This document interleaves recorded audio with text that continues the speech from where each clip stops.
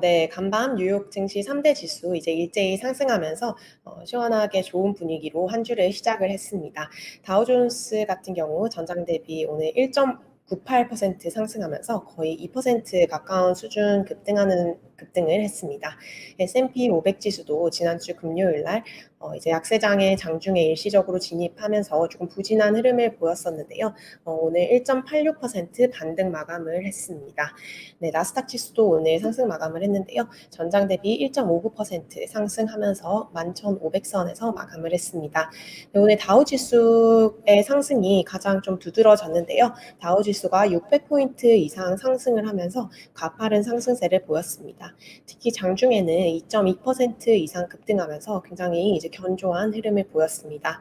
S&P 500 지수와 나스닥 같은 지수도 반등세가 좀 강했는데요. 양 지수 모두 1.5% 이상 상승을 했습니다. 네, 이제 지난주까지 뉴욕 증시가 워낙 기록적인 하락세를 이어갔기 때문에 오늘 아직 월요일이고 주에 이제 하루밖에 지나지는 않았지만 그 긴 하락세를 조금은 끊어가는 그런 모습입니다. 이제 말씀해 주신 대로 다우 지수 같은 경우 이제 지난주까지 8주 연속 하락을 했었는데요. 지금 다우 지수가 8주 연속 하락을 한 게 지금 1923년 이후 이제 약 100년 만에 최장 기록입니다. 나스닥과 S&P 지수 같은 경우도 지금 7주 연속 지난주까지 하락을 했었는데요. 나스닥 지수 같은 경우 2001년 닷컴 버블 사태 이후에 최장 하락세를 보였습니다. 오늘 3대 지수 모두 이 하락세를 이제 끊으면서 상승 출발을 한 모습이고요. 이것이 주 후반까지 이어질 수 있을지 주목을 해야 할 것 같습니다. 이제 말씀해 주신 대로 워낙 주가가 큰 폭으로 조정을 받았던 상태이기 때문에 오늘 은행주를 중심으로 금융주를 중심으로 해서 저점 매수가 상당히 들어온 것으로 파악이 되고 있습니다. 네, 오늘 이제 상승장을 주도한 종목이 JP 모건입니다. JP 모건의 이제 강세론자 마르코 콜라보니크 이제 항상 강세 멘트를 내면서 지금까지 시장을 조금 부양을 해왔었는데요. 오늘은 이런 애널리스트 멘트라기보다는 이 JP 모건의 실적에 대한 우호적인 기대감이 생기면서 금융주 전체가 약진을 했고요. 다우지수 전반적으로 끌어올리는 이런 영향이 있었습니다. 지금 JP모건 같은 경우 오늘 이제 투자자의 날 행사를 개최를 했는데요. 2020년 이후에 처음으로 투자자의 날을 열었습니다. 코로나 이후 처음 연 건데요. 이 행사에서 이제 올해 JP모건의 순이자 이익이 560억 달러에 달할 것으로 예상된다라고 밝혔습니다. JP모건이 지난 1월에 순이자 이익이 이제 500억 달러가 될 것이다라고 예상을 했는데요. 그 전망치에 비해서 60억 달러가 상향된 수준으로 순이자 이익이 굉장히 좀 괜찮아질 거다라는 이런 안도감이 실적 개선 기대감으로 연결이 됐습니다. 또 이제 우선주를 제외한 이 자기자본에 대한 이익을 보여주는 유형 자기자본이익이라고 하는데요. ROTC로 이제 알고 계실 텐데 ROTC 목표치가 17%였습니다. JP 모건의 경우 이것을 이제 올해 달성할 수 있을 것으로 예상을 했는데요. 앞서서 JP 모건이 이 17% 목표치를 원래는 내년이나 내후년에 달성할 수 있을 것으로 예상을 했었습니다. 그걸 이제 올해 이제 달성을 할 수 있을 것이라고 앞당기면서 굉장히 은행들의 실적 개선에 대한 기대감을 증폭을 시켰습니다. JP모건이 오늘 장중에 7% 이상 상승을 했고요. 종가 기준으로도 6.19% 상승 마감을 했습니다. JP모건 강세로 이제 다른 금융주들이 일제히 강세를 보였는데요. 시티은행 역시 6% 상승 마감을 했고요. 뱅크 오브 아메리카 5%대 상승했고 웰스파고도 5%대 상승을 했습니다. 이렇게 은행주가 견조한 흐름을 보이면서 다우가 전체적으로 강한 상승 모멘텀을 받은 것으로 생각이 됩니다. 네. 이제 극도로 투자 심리가 또 위축이 되어 있었기 때문에 작은 호재만 나와도 지금 좀 긍정적으로 반응하는 것이 사실입니다. 이제 금융주의 실적 개선 이런 거 외에도 오늘 조금 긍정적인 소식이 전해졌는데요. 지금 중국 쪽에서 계속 조금 좋은 소식이 전해지고 있습니다. 이제 봉쇄를 6월 1일부로 해제하는 것과 더불어서 이제 금리 소식도 있었고요. 오늘은 이제 미국 쪽에서 중국에 대한 대중 관세를 낮추는 것을 검토하고 있다라고 얘기를 하면서 투자 심리가 크게 고무가 되었습니다. 바이든 이제 트럼프 대통령이 중국에 대한 이제 무역 전쟁을 하면서 중국 지금 수입품에 대한 관세를 높은 관세를 매기고 있는데요. 바이든 대통령이 이것을 이제 낮추는 것을 검토하고 있다라고 얘기를 했습니다. 대중 관세와 관련해서 이제 우리가 부과한 것이 아니다. 즉 트럼프 행정부에서 부과를 한 것이기 때문에 이것을 낮추는 것을 검토 중이다라고 얘기를 했습니다. 사실 이 미중 무역 전쟁이라는 것이 뭐 지금은 시장에 큰 이슈가 아니지만 계속해서 이 주식 시장에 좀 하방 압력을 가해온 요인이기도 하고요. 대중 관세는 이제 불공정 무역으로 이제 좀 이해가 될 수도 있고 또 전체적으로 좀 굉장히 증시 차원에서는 좋지 않은 뉴스였기 때문에 관세를 인하한다는 소식이 이제 투자 심리를 고무시킨 것으로 해석이 됩니다. 네, 이제 장기적인 주가 향방에 대해서는 지금 IB별로 크게 입장이 갈리고 있는 모습입니다. 하지만 이제 대체로 월가 전문가들은 오늘 시장에서 일어난 일은 이제 바운스라고 얘기를 하고 있는데요. 워낙 낙폭이 컸기 때문에 일시적인 반등이 일어난 것이라고 판단을 하고 있습니다. 오늘 주가 상승폭이 상당히 컸고 또 이제 상승 탄력이 약하지가 않았는데요. 바운스가 이제 좀 힘있게 나온 만큼 상당 기간 동안은 이제 당분간은 약세장 속의 베어마켓 랠리가 이제 나타날 수도 있다라는 관측이 나오고 있는 상황입니다. 이제 오펜하이머 투자회사의 기술적 전략가 같은 경우 오늘 장을 이렇게 설명을 했는데요. 지금은 이제 약세장에 대한 카운터 트렌드라고 얘기를 했습니다. 이제 반작용이라는 얘기인데요. 그간에 이제 약세장에 대한 반작용이 오늘 시장에서 나왔다라고 설명을 했습니다. 지금 1차 S&P 500 지수의 1차 상단을 이제 4,100선으로 예상을 했는데요. 기술적으로 분석을 한 결과 4,100을 이제 도달을 하면 4,300 정도까지 주가가 이제 상승 탄력을 볼 수 있다라고 얘기를 했고요. 그 이후에 매도세가 재개될 수 있다라고 얘기를 했습니다. 주가가 이제 지난주에 저점을 기록을 했지만 이걸 완전한 어떤 저점, 바텀이라고 보기에는 좀 어렵다라고도 얘기를 했습니다. 네, 또 톰리가 이끌고 있는 펀드 스트랩 같은 경우도 비슷한 진단을 내렸습니다.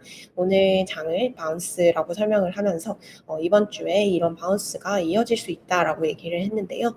역시 4,100선 회복을 중요하게 보고 있다라고 얘기를 했습니다. S&P 500 지수를 비롯한 3대 주가의 이제 계절적 흐름도 조금 참고할 필요가 있다라고 얘기를 했는데요. 지금 다음 FOMC가 6월 말에 예정이 되어 있습니다. 그렇기 때문에 이제 FOMC에서 실제 금리 인상이 단행되기 전까지는 시장이 이제 금리 인상이 임박한 것이 아니기 때문에 랠리를 보일 수 있다라고 얘기를 했고요. 실제로 금리 인상이 또 단행된 다음에는 주가가 좀 하락하고 통상 이제 역사적으로 봤을 때 뉴욕 증시가 9월에서 10월에 좀 부진하는 경향을 보인다고 합니다. 그렇기 때문에 금리 인상 이후에 9월에서 10월까지는 조금 부진한 흐름을 보이다가 연말에 이제 산타랠리 같은 것으로 다시 조금 상승할 수 있지 않을까라는 얘기를 했습니다. 지금 현재 뭐 많이 의견이 갈리고 있는 모습인데요. 지난주 방송에서도 소개시켜 드렸지만 뱅크 오브 아메리카의 수석 주식 전략가 같은 경우는 이런 베어마켓 랠리가 나오더라도 여기서 바이 더 딥을 하기보다는 저점 매수를 하기보단 셀러 립을 해야 된다. 뭐 어쨌든 지금 우리가 볼 수 있는 고가에서 팔아야 된다라는 이런 입장을 내놓고 있는 상황입니다. 네, 이제 3대 지수 모두 기록적인 하락폭을 기록을 하고 있고 또 지금 약세장이 굉장히 나스닥 같은 경우는 심화가 된 수준입니다. 고점 대비 거의 30% 가까이 지금 떨어진 상태이기 때문에 낙관론 역시 제시가 되고 있습니다. 이제 오펜하이머 같은 경우는 이제 연준의 긴축기에 가끔 이런 고약한 셋오프가 생긴다라고 설명을 했는데요.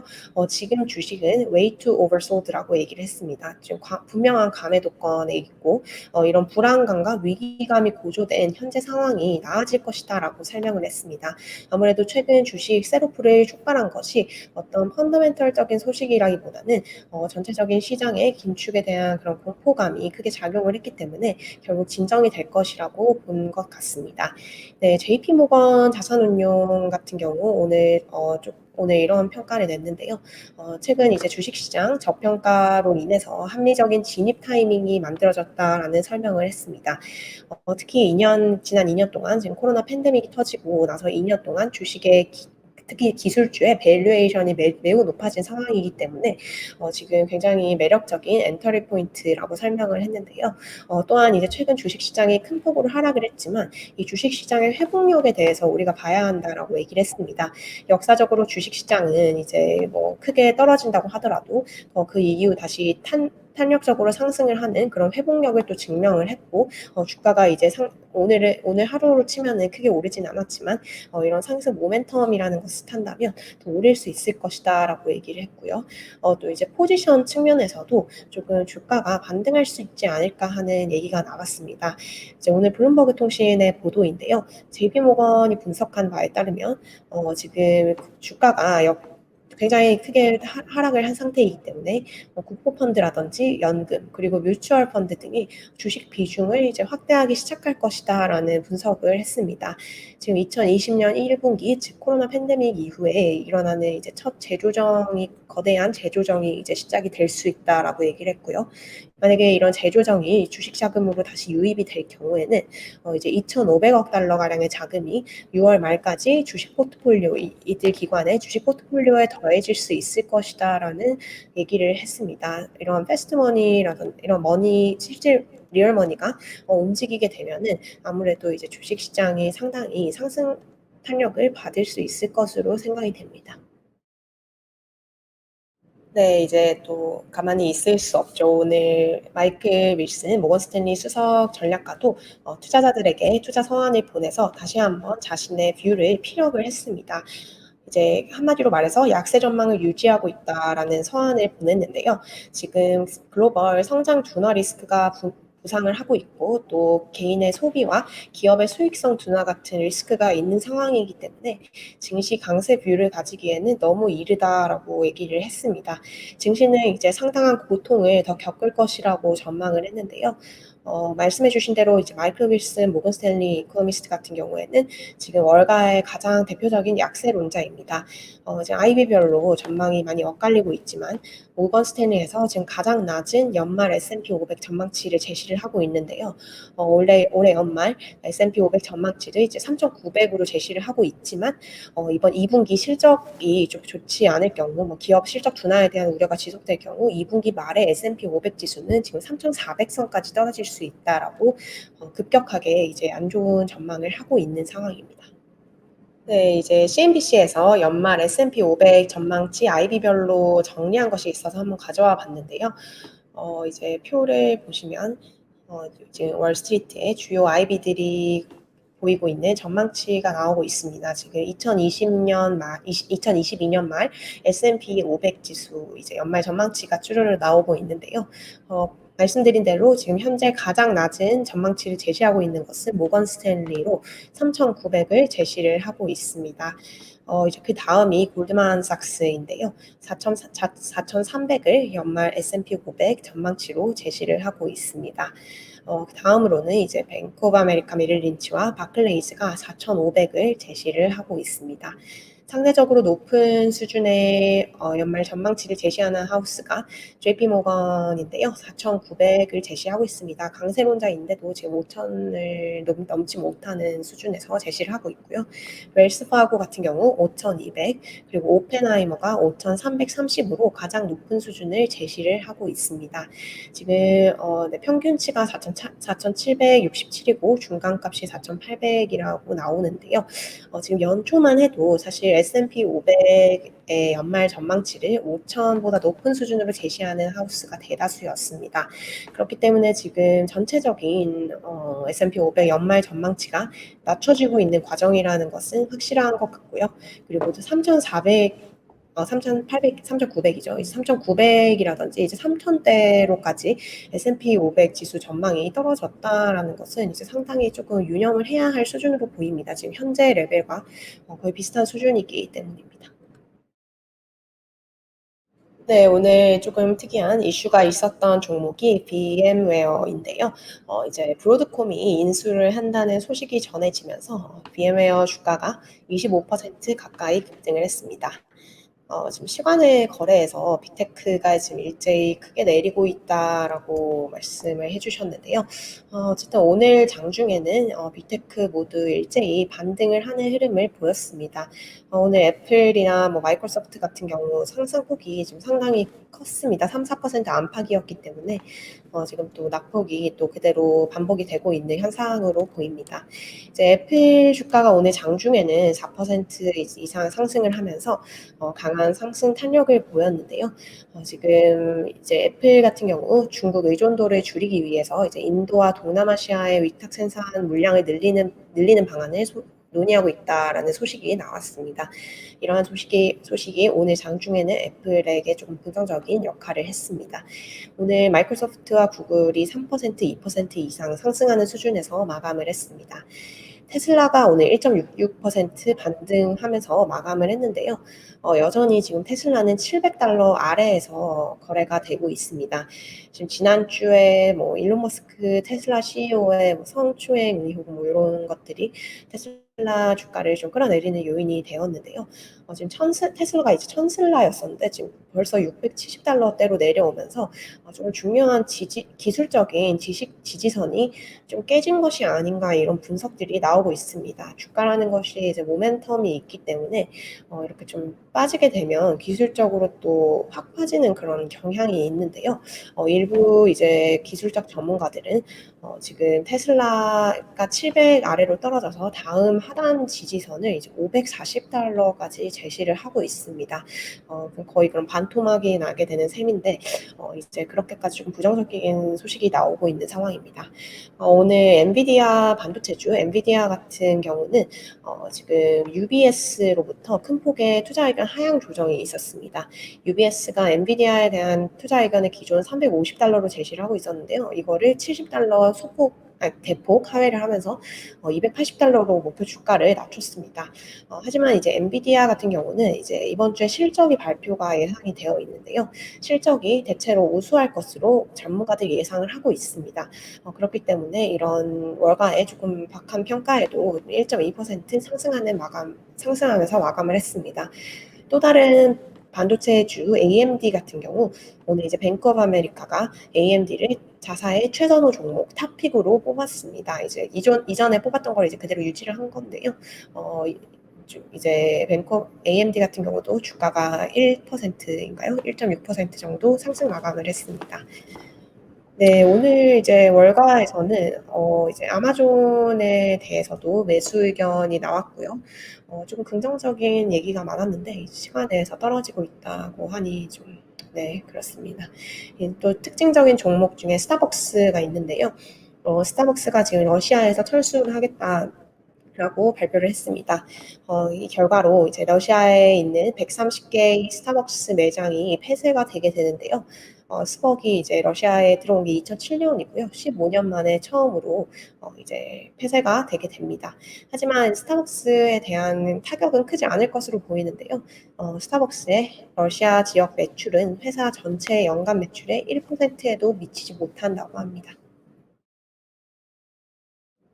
네, 오늘 이제 벤 버냉키 전 연준 의장이 월스트리트 저널 마켓워치와 인터뷰에서 이런 발언을 했습니다.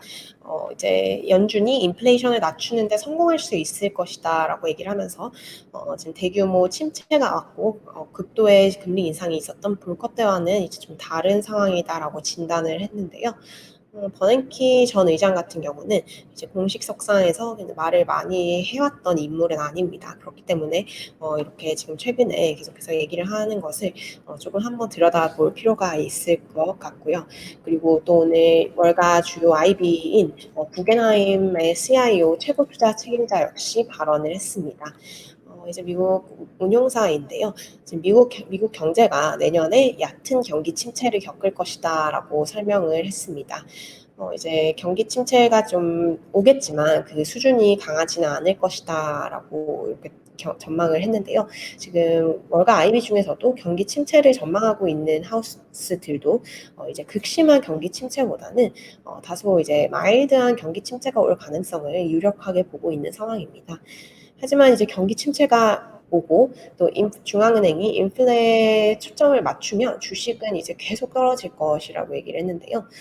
지금 S&P 500 지수가 만약에 이제 페드가 계속해서 이런 긴축의 강도를 고비를 죄어 나간다면 S&P 500 지수가 사상 최고치보다 40%가 보다 더 낮은 수준으로 떨어질 수 있다라고 얘기를 했습니다. 지금 S&P 500 지수가 사상 최고치가 4,800선인데요. 지금 금요일 날 20% 가까이 하락을 했었고요. 40%면 여기서 또 추가 20% 하락을 하는 셈이 됩니다. 네, 오늘 이제 월스트리트 저널과 이제 연준이 시행한 그 월스트리트 저널에 보도된 이제 연준의 설문조사가 하나 발표가 되었는데요. 지금 미국 가계의 재정 건전성이 지난해 4분기에 크게 개선된 것으로 이제 나타났습니다. 작년 4분기에 이제 성인의 74%가 재정적으로 괜찮거나 이제 편안하게 살고 있다라고 답변을 한 것으로 나타났는데요. 아무래도 이제 미국이 팬데믹 과정에서 이제 엄청난 재정적인 스티뮬러스를 했고 또 미국 가계에 쌓여 있는 저축이 팬데믹으로 인해서 이제 소비가 안 하면서 쌓여 있는 저축이 2조 달러라고 합니다. 이제 이런 것들이 좀 작용을 한 결과로 보이고요. 네, 또 다른 설문조사 결과도 나왔는데요. 미국 정치 전문 매체 더 힐과 갤럽이 시행한 조사입니다. 지금 팬데믹이 지금 어느 정도 미국에서 끝난 것 같으냐라는 이런 설문조사를 했는데요.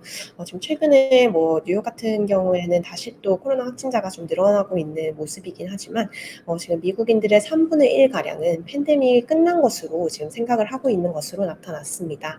네, 이제 34%의 응답자가 팬데믹이 끝났다라고 답변을 했다고 하네요. 또 오늘 경제 지표가 하나 발표가 되었는데요. 시카고 연방준비은행이 발표하는 4월 전미활동 지수가 발표가 되었습니다. 이제 0.47로 집계가 되었는데요. 지난달에는 이것이 0.36을 기록했습니다. 그거보다 소폭 높아졌지만 전문가들의 예상치는 하회하는 수준을 보였습니다.